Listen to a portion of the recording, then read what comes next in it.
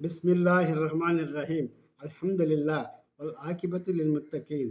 என் அன்புமிக்க அல்லாஹ்வின் நல்லடியார்களே, உங்கள் அனைவருக்கும் அல்லாஹ்வுடைய சாந்தியும் சமாதானம் உண்டாவதாக என்று கூறிக்கொண்டு, நாம் இந்த துனியாவிலே நாம் எதற்காக வந்திருக்கிறோம் என்பதை முஸ்லிம்கள் எல்லோரும் புரிந்து வைத்திருப்பார்கள். இது போலவே மாற்று மதத்தினருக்கும் நிறைய இது பற்றிய ஞானம் இருக்கும்.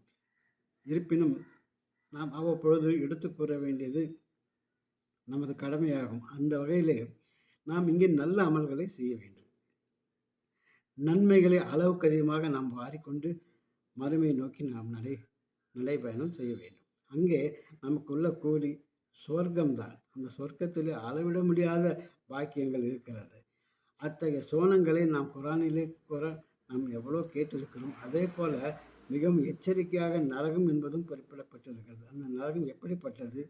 அங்கே நரகத்தை சென்று பார்த்தவர்கள் நமது பெருமான் ஸல்லல்லாஹு அலைஹி வஸல்லம் அவர்கள். அங்கே எவ்வாறெல்லாம் இந்த மனித உயிரினங்கள் அங்கே வாட்டி வதைக்கப்படும், அவர்களுடைய செயல்களுக்கு ஏற்றவாறு என்பதை நமக்கு நன்கு தெரிவித்திருக்கிறார்கள். அவர்களுடைய சுன்னத்தான வழிமுறை, அவர்களுடைய சுன்னத்தான பயான்களை நாம் கேட்கும் பொழுது நமக்கு மிகவும் அச்சம் வர வேண்டும். அதே சமயத்தில் இந்த சோனத்தை பற்றி நாம் அல்லாஹ் கூறுவதும் அன்னலார் அவர்கள் கூறுவதும் கேட்கும் பொழுது நமக்கு மிகவும் சந்தோஷமாக இருக்கும். அந்த ஒரு விஷயத்திற்காகவே நாம் என்ன செய்ய வேண்டும்?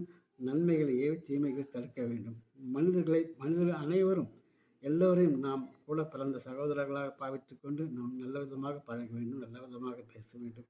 நாம் இங்கே மாண்பு மிக்கவர்கள் என்று கூறுகிறோமே, சில அரசியல்வாதிகள் நம்மை பிரித்து ஆள முயற்சிக்கிறார்கள். எவ்வளோ தவறான விஷ விதைகளை மனதிலே விதைக்கிறார்கள், மூளைச்சலவை செய்கிறார்கள். இன்று கூட ஒரு செய்தியை பார்த்தேன். பேசிக்கொண்டிருப்பது ஒருவர் மேடை போட்டு பேசுகிறார். அவர்களுக்கு இந்துக்கள் எல்லாம் ஒற்றுமையாக இருக்க வேண்டுமா? அவர்கள் முதல் எதிரி யார் என்றால் கிறிஸ்தவர்கள். அவர்கள் செய்வதை இவர் தவறு என்று கூறி பட்டியலிடுகிறார். அதே சமயத்தில் அடுத்ததாக எதிரி முஸ்லீம் என்று கூறுகிறார்கள். அவர்கள் மதரசாக்களில் தவறாக பயிற்றுவிக்கப்படுகிறார்கள் என்று கூறுகிறார்கள். இவர்கள் மதரசா உட்கார்ந்து பாடம் கேட்டு பார்க்க வேண்டும். என்ன சொல்லப்படுகிறது, அங்கே என்ன செய்கிறார்கள் என்பதை என்ன செய்ய வேண்டும்? காது கொடுத்து உட்கார்ந்து பார்த்தால் தெரியும். ஆனால் எதுவுமே தெரியாமல் ஏதாவது ஒரு விஷய விதையை நாம் விதைத்து விட்டால் அதுக்குண்டான பலனை அவர் கிடைக்காமல் போய்விடும். அவருக்கு தெரியவில்லை. அல்லாஹ் பற்றிய இந்த அச்சம் இல்லை, அவர்கள் வணங்கும் கடவுளை பற்றி அவர்கள் அச்சமில்லை என்றுதான் இவ்வாறு பேசுகிறார்.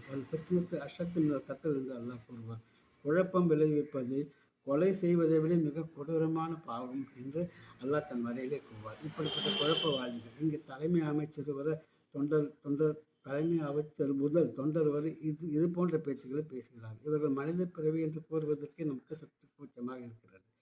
மிகவும் அரிதான இந்த மாநில பிறவி எடுப்பது இதற்காகவா? கொலை, குற்று, பாவம், மோதல் இதற்காகவா?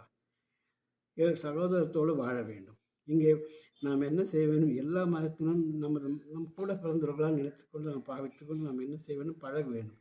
அது இல்லாமல் இவர்கள் அரசியல்வாதிகள் நம்மிடமே இருந்த ஊதியம் பெற்றுக்கொண்டு நம்மையே பிரிக்க பார்க்கிறார்கள். இவர்களுக்கு ஏதாவது ஒரு சமுதாய தொண்டு என்ற மனதில் சிறிதளவாவது இருக்கிறதா? சரி, அதுதான் இல்லாமல் போகட்டும். கடவுளின் பயம் இருக்கிறதா? கடவுளுக்கு நாலு கணக்கு சொல்ல வேண்டுமே. நம் மனதில் உள்ளதும் நன்றாக அறிவான். நாம் ஏதோ ஒரு வார்த்தையில் வைத்துக்கொண்டு உள்ளத்தில் வேறு ஏதாவது மனசில் வைத்துக்கொண்டு தவறாக பேசினால் இறைவன் கண்டுபிடிக்க மாட்டாரா?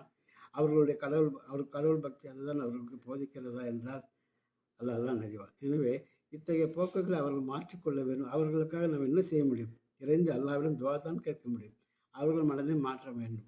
மேலும் எல்லோரும் நல்லவர்களாக இருக்க வேண்டும், எல்லோரும் நல்லவர்கள் நினைத்து கொண்டு பழக வேண்டும் என்று கேட்டுக்கொண்டு வாய்ப்புக்கு நன்றி கூறி விடைபெற்றுக் கொள்கிற வாஹர் தவானா அல்ஹம்துலில்லாஹி ரப்பில் ஆலமீன். அஸ்ஸலாமு அலைக்கும் வரஹ்மத்துல்லாஹி தஆலா வபரகாத்துஹு.